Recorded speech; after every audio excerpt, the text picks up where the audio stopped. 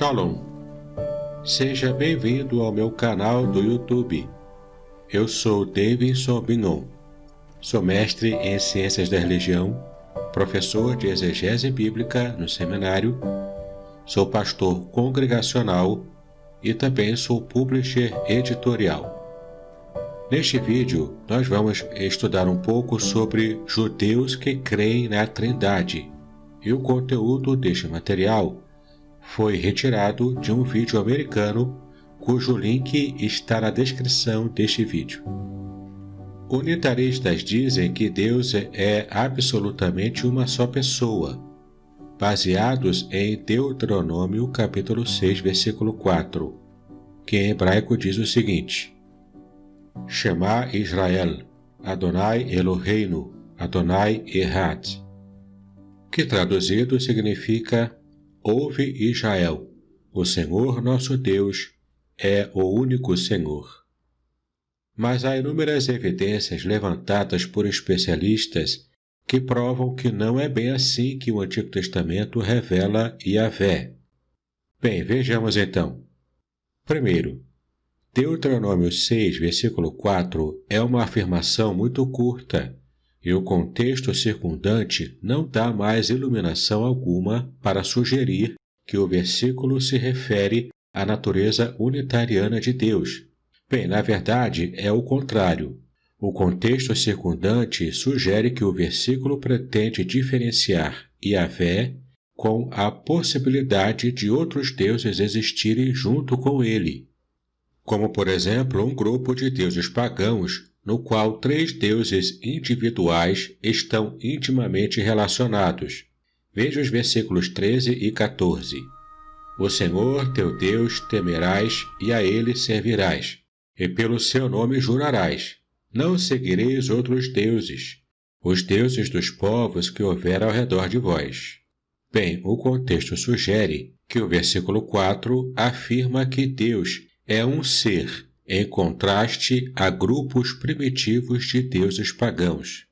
Além disso, a palavra usada em Deuteronômio capítulo 6, versículo 4, não proíbe a ideia de um Deus multipessoal. A palavra usada no versículo 4 para um é Echad, que significa simplesmente um, mas de maneira alguma significa solitário ou inteiramente singular. Observe que o acadêmico messiânico, o Dr. Michael Brown, diz o seguinte: na verdade, Echad simplesmente significa um, exatamente como a palavra um em nosso idioma. Embora tal palavra possa se referir a uma unidade composta, como a nossa palavra para designar um time, um casal, etc., ela não se refere especificamente a uma unidade composta. Por outro lado, Echad certamente não se refere ao conceito de unidade absoluta. Esta é uma ideia expressa mais claramente no século XII, por Moisés Maimônides, que afirmou que o povo judeu deve acreditar que Deus é Yahid, ou seja, apenas um. Não há dúvida de que essa reação é devida a crenças cristãs exageradas e antibíblicas, que dão a impressão aos judeus que os cristãos adoram três deuses. Infelizmente, a visão de Maimônides é reacionária e vai além do que está escrito nas Escrituras. Esta é uma citação transcrita no vídeo que eu citei no começo. Na verdade, não há versículo algum na Bíblia que afirme claramente que Deus é uma unidade absoluta. Echad é usado no Antigo Testamento em Gênesis 2, 24, e diz que o homem e sua esposa se tornarão uma só carne. A palavra uma em hebraico é Echad. Então Echad pode ser usado para dois que são um, juntos. Essa mesma ideia aparece em Gênesis capítulo 11, versículo 6, que diz o seguinte: eis que o povo é um. Também aparece aqui Echad. E todos têm uma, Echad novamente. Então, e todos têm uma mesma língua. Obviamente que o povo mencionado era composto por indivíduos, mas a palavra Echad está sendo usada para indicar que eles estão trabalhando juntos como se fossem um só. Então, uma vez que Errad pode ser usado para descrever várias coisas como se fossem uma só, por que Errad, em Deuteronômio 6, versículo 4, deve significar necessariamente que Deus é um ser unipessoal? Além disso, o versículo utiliza para designar Deus uma palavra que termina com um sufixo que indica um pronome possessivo plural. Outras palavras que também utilizam esse sufixo podem ser vistas em Números 20, versículo 15, onde aparece a palavra hebraica avotenu, nossos pais.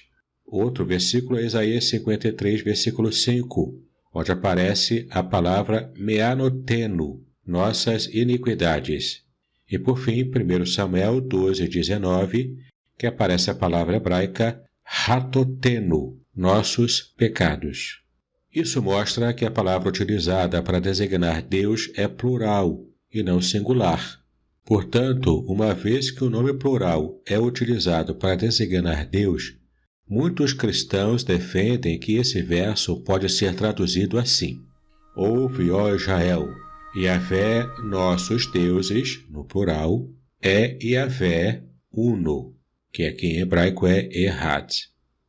Então, essa tradução mostra que uma vez que entendemos o sentido original da palavra, veremos que o versículo não favorece o unitarismo.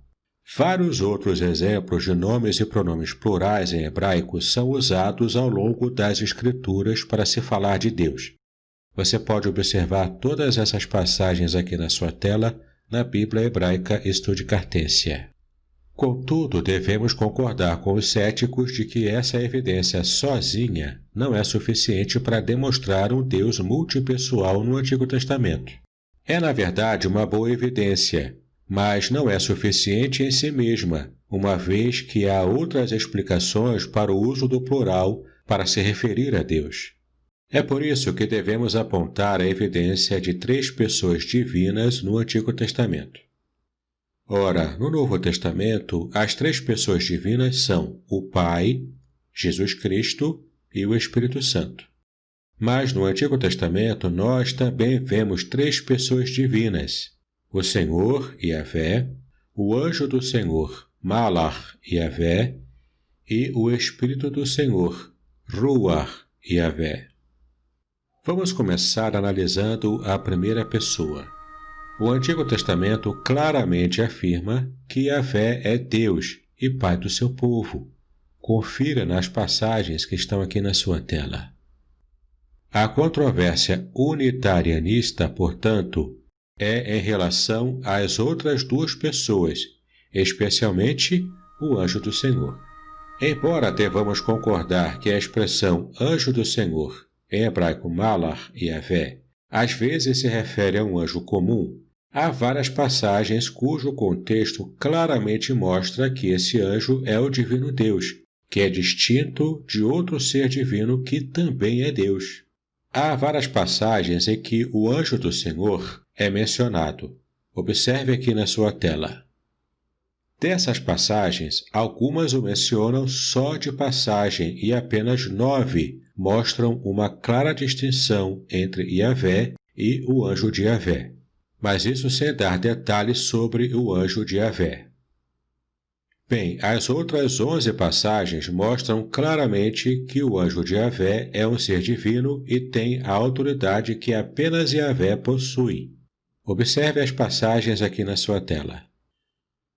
Mas acima de todas elas, há 3 passagens que mostram que essa figura divina é distinta de outro ser divino que também é Deus. Elas são Gênesis 22, Números 22 e Zacarias 3. Bom, mas antes de continuar, é preciso lembrar que a palavra hebraica utilizada para anjo, malach, não significa um ser celestial alado. Na verdade, significa apenas mensageiro ou representante. Por exemplo, em Gênesis 32, versículo 3, quando Jacó envia mensageiros para Esaú, o Antigo Testamento utiliza a mesma palavra para anjo, traduzida aqui como mensageiros, hebraico malachim. Então, nós temos que estudar o conceito de cada passagem para entender quem é o anjo de Yahvé, e não colocar a nossa moderna definição cultural de palavras na interpretação do texto. Assim, vamos dar uma olhada em algumas passagens. Gênesis 16 é a história do que acontece com Agar ao fugir de Sarai e o anjo de Yahvé aparecer a ela. O anjo de Yahvé disse-lhe: torna-te para tua senhora e humilha-te debaixo de suas mãos. Confira no versículo 9. Então o anjo de Yahvé ainda disse: multiplicarei sobremaneira a tua descendência, que não será contada por numerosa que será. Confira no versículo 10. Ora, se o anjo de Yahvé fosse apenas um anjo comum, então por que ele disse que ele mesmo iria multiplicar a descendência de Agar? Ele não disse que Deus iria multiplicar, mas que ele mesmo o faria.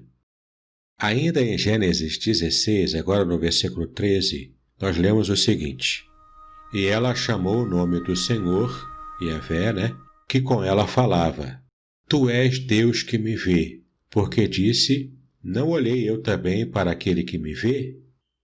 Então, entenda, meu querido, minha querida, que o autor do livro de Gênesis diz claramente que Yahvé falou com ela. Confira no versículo 13. Mas olha só, os versículos 9 e 10 dizem que o anjo de Yahvé falou com ela. Então, o autor identifica o anjo de Yahvé com o próprio Yahvé. Agar mesmo disse que ele é o Deus que me vê. Vamos ver então outra passagem. Em Êxodo capítulo 3, quando Yahvé aparece a Moisés na sarça ardente. Começando lá no versículo 2. E apareceu-lhe o anjo do Senhor em uma chama de fogo no meio de uma sarça, e olhou, e eis que a sarça ardia no fogo e a sarça não se consumia. Primeiro, nós vemos o anjo de Yahvé aparecendo na sarça. E 2 versículos depois, vemos que Yahvé chamou Moisés no meio da sarça. Olha como diz o versículo. E vendo o Senhor que se virava para ver, bradou Deus a ele do meio da sarça e disse: Moisés, Moisés. Respondeu ele: eis-me aqui. No versículo 4. Então é óbvio que o anjo de Yahvé é o próprio Yahvé. Bom, alguns céticos podem até dizer que, na verdade, Yahvé estava apenas falando por meio de um anjo, mas isso é inconsistente com o versículo 16, onde Deus disse que ele mesmo apareceu para Moisés. Observe o versículo. Vai e ajunta os anciãos de Israel e dize-lhes: o Senhor, Deus de vossos pais, o Deus de Abraão, de Isaque e de Jacó, me apareceu, dizendo: certamente vos tenho visitado e visto o que vos é feito no Egito. Então, o versículo 2 diz que o anjo de Yahvé apareceu para Moisés. Então é claro que o anjo de Yahvé é o próprio Deus. E o interessante nessa passagem é que o anjo diz no versículo 14 que o seu nome é Eu Sou o que Sou. A expressão em hebraico é Erie Asher Erie, ou seja, esse anjo diz que ele mesmo é o existente, o ser atemporal, cuja existência é totalmente independente. O anjo do Senhor é o eterno. Portanto, o anjo de Yahvé não disse que ele é um ser criado, mas que ele é o próprio existente, o não criado, de forma semelhante ao que Jesus disse em João 8,58. Em verdade vos digo que antes que Abraão existisse, eu sou. Jesus, portanto, demonstrou claramente que ele é o anjo de Yahvé do Antigo Testamento, que alega ser ele mesmo o Eterno, cuja existência não depende de ninguém. Bom, alguns céticos podem tentar contornar esse fato bíblico e dizer o seguinte: aqui não se demonstra distinção alguma entre Yahvé e o anjo de Yahvé. Na verdade, esses versículos apenas demonstram que Yahvé apareceu na forma de um anjo. Contudo, há várias passagens que demonstram uma inegável distinção entre Yahvé e o anjo de Yahvé. Confira todos esses capítulos que estão aqui na sua tela. E além disso, não há passagens no Antigo Testamento onde a expressão anjo de Yahvé aparece e cujo contexto implica que seja apenas um anjo comum e criado. Também há passagens que mostram que o anjo de Yahvé é divino, mas ainda assim distinto de outro ser divino. Observe as passagens de Zacarias capítulo 3, Gênesis capítulo 22 e Números capítulo 22. Vamos agora dar uma olhada em Gênesis 22, versículos de 10 a 12, que diz o seguinte: E estendeu Abrão a sua mão, e tomou o cutelo para imolar o seu filho. Mas o anjo do Senhor lhe bradou desde os céus, e disse: Abrão, Abrão. E ele disse: Eis-me aqui. Então disse: Não estendas a tua mão sobre o moço, e não lhe faças nada, porquanto agora sei que temes a Deus, e não me negaste o teu filho, o teu único filho. Aqui o anjo de Yahvé diz: Não me negaste o teu filho, mostrando que o anjo é o mesmo Deus que no versículo 1 disse que provaria a Abraão. Mas o anjo de Yahvé também diz: Agora sei que temes a Deus. Então, em uma única frase, o anjo de Yahvé faz uma distinção entre si mesmo e outro ser que ele chama de Deus, mas ao mesmo tempo identifica a si mesmo como Deus que provaria a Abraão. Interessante, não é mesmo? Agora vamos para Zacarias capítulo 3. Aqui o anjo de Yahvé é identificado como Deus novamente. Observe os versículos 1 e 2. Mas ao repreender Satanás, ele diz: O Senhor te repreenda, no versículo 2. Por que Yahvé simplesmente não disse: Eu te repreendo? Isso mostra que Yahvé, conhecido como anjo de Yahvé, é distinto de outra figura divina que também é Yahvé. É semelhante, por exemplo, ao Salmo 45, versículo 7, quando aparece a expressão hebraica Al-Ken Meshachacha Elohim Eloheiha, que em português é Por isso Deus, o teu Deus, te ungiu. Esse verso e Zacarias 3, versículos 1 e 2, nos mostram que há duas pessoas distintas que são Deus ao mesmo tempo, o que também explica por que há tantas marcas de pluralidade aplicadas ao ser divino no Antigo Testamento, como vimos em Deuteronômio capítulo 6, versículo 4. Isso soa bem trinitariano, mostrar que há pessoas distintas e que são ambas Deus em toda a sua essência. Bom, há ainda outra pessoa de Deus no Antigo Testamento, o Espírito de Yahvé, em hebraico Rua Yahvé, que é muito parecido com a revelação do Espírito Santo de Deus que recebemos no Novo Testamento.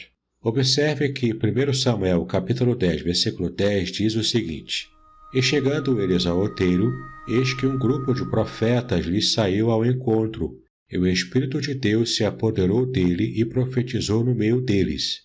Então veja que essa passagem é semelhante aos eventos de Atos capítulo 2, versículo 17, que diz o seguinte: E nos últimos dias acontecerá, diz Deus, que do meu Espírito derramarei sobre toda a carne, e os vossos filhos e as vossas filhas profetizarão, os vossos jovens terão visões, e os vossos velhos sonharão sonhos.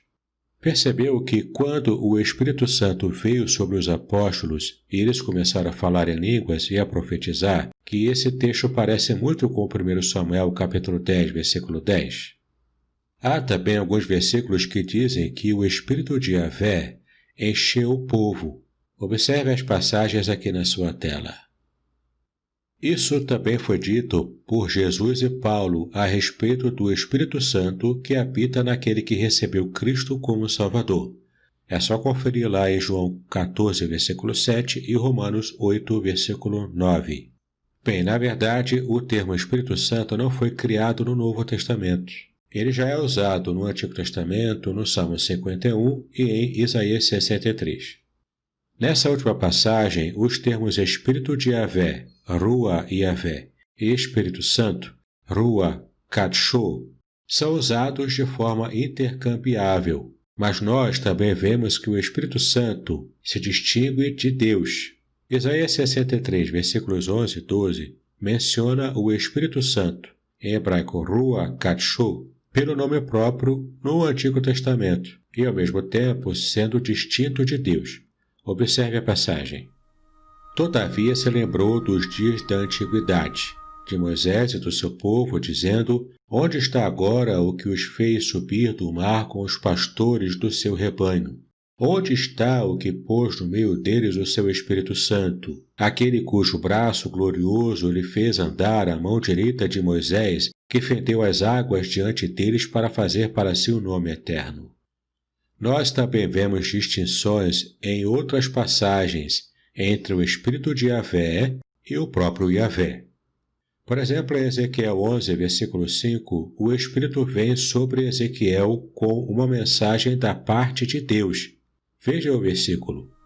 Caiu, pois, sobre mim o Espírito do Senhor e disse-me: Fala, assim diz o Senhor, assim haveis falado, ó casa de Israel, porque quanto às coisas que vos sobem ao Espírito, eu as conheço. O Salmo 104, versículo 30, diz que Deus envia o seu Espírito. Envias o teu Espírito, em hebraico, ruach, e são criados, e assim renovas a face da terra. Dessa maneira, há uma clara distinção entre ambas as pessoas.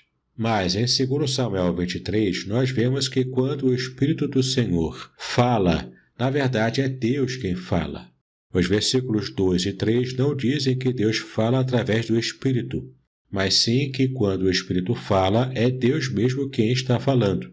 Veja a passagem. O Espírito do Senhor falou por mim, e a sua palavra está na minha boca. Disse o Deus de Israel, a rocha de Israel a mim me falou. Haverá um justo que domine sobre os homens, que domine no temor de Deus?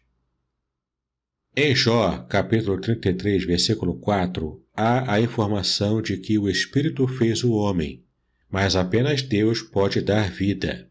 Veja a passagem. O Espírito de Deus, Ruach El, me fez, e a inspiração do Todo-Poderoso me deu vida. Portanto, o Antigo Testamento ensina que o Espírito de Yahvé é Deus também. Isaías 48:16 reúne as três pessoas da Trindade. Observe a passagem. Chegai-vos a mim, ouvi isto. Não falei em segredo desde o princípio? Desde o tempo em que aquilo se fez, eu estava ali. E agora o Senhor Deus me enviou a mim e o seu Espírito. Observe que Senhor, aqui em hebraico, é Adonai, que literalmente significa meus senhores. Deus aqui foi traduzido como Deus, mas o nome que aparece é o tetragrama, Yahvé. Então, o Senhor Deus me enviou a mim e seu Espírito, em hebraico, Ruach. Então aqui, Yahvé fala de sua natureza eterna, mas em seguida fala de duas pessoas distintas conhecidas como Yahvé e seu Espírito, Ruach, que enviaram o profeta. Então, em apenas um versículo, nós vemos o ensino completo da Trindade no Antigo Testamento. Três seres divinos separados que são, na verdade, Deus. Outros autores judeus antigos já haviam percebido a distinção das três pessoas divinas no Antigo Testamento. Por exemplo, Fílon de Alexandria. Ele diferia sutilmente do cristianismo e argumentava que as escrituras hebraicas ensinavam que dois deuses separados foram responsáveis pela criação, já que Deus é considerado intangível em todos os seus modos. Assim, de acordo com Fílon, o mundo foi criado por extensões de Deus, entre aspas, conhecidas como Espírito de Yahvé, em hebraico Ruach Yahvé, ou Amen-Ra, em hebraico Ma'amar, de Yahvé, que traduzido para o grego é Logos. No volume 2 do livro Respondendo Objeções Judaicas a Jesus, o Dr. Michael Brown aborda esse caso, dizendo que o Antigo Testamento mostra que o anjo de Yahvé é também referido como Verbo de Deus. Em hebraico a expressão é Devar Yahvé, palavra de Yahvé. Então, o apóstolo João, ao dizer no início de seu evangelho, em João capítulo 1, versículo 1, ao dizer em arque, em hologos, no princípio era o verbo, ele não estava sendo o primeiro a chamar a segunda pessoa da Trindade de verbo. Muito interessante, não é verdade? Bom, há muitas evidências mais para serem abordadas, mas eu creio que já está claro que a fração de evidências abordada aqui claramente mostra que o unitarismo não está presente no Antigo Testamento. Então, há nas Escrituras hebraicas evidências esmagadoras de um só Deus multipessoal, que é 3 pessoas distintas, e de que claramente tal ensino não foi abordado pioneiramente por Jesus e seus apóstolos, mas aparece sim sobejamente na Bíblia hebraica. Muito bem, eu espero que você tenha gostado desse vídeo aqui no meu canal. E eu lhe convido a estar assinando o canal, clicando no sininho, compartilhando e curtindo esse vídeo para que muitas pessoas possam ter acesso a essas informações. E se você gosta de ouvir podcasts, basta você estar seguindo o meu programa Exegese e Exposição, usando o seu agregador de podcast preferido. E ainda para terminar, eu tenho 2 cursos bíblicos gratuitos que eu quero oferecer para você. Ambos estão na plataforma Udemy. O primeiro curso é o curso de Nova Homilética, quando você pode aprender técnicas especiais para pregar a palavra de Deus de modo muito mais relevante para a geração do século XXI. Será muito interessante você aprender algumas técnicas inovadoras para pregar a palavra de Deus com muito mais impacto. Outro curso gratuito que eu quero oferecer a você, nessa mesma plataforma, é o Estudo Bíblico Indutivo. Nele você aprenderá uma técnica muito simples para interpretar a Bíblia e entendê-la com muito mais profundidade e segurança. Vale a pena conhecer. O melhor curso que eu quero apresentar a você é o curso chamado Introdução à Exegese Bíblica. Nele você aprenderá um método de interpretação da Bíblia muito mais avançado, onde você poderá aprender esse método sem mesmo conhecer as línguas originais, hebraico, aramaico para o Antigo Testamento e grego para o Novo Testamento. Com esse curso você poderá interpretar a Bíblia fazendo uma exegese acurada pelo mesmo método usado por profissionais da área. E você terá condições de inclusive escrever e preparar comentários bíblicos muito interessantes. Então, aproveite, conheça o curso. Eu tenho certeza de que você vai gostar muito. E ainda estou desenvolvendo um curso inteiro baseado no conteúdo desse vídeo, com muito mais explicações, exemplos e aprofundamentos. Será o curso A Trindade nas Escrituras Hebraicas. Aguarde, ele ainda está em produção. Muito obrigado pela sua atenção até o momento. Paz e bênçãos sobre a sua vida.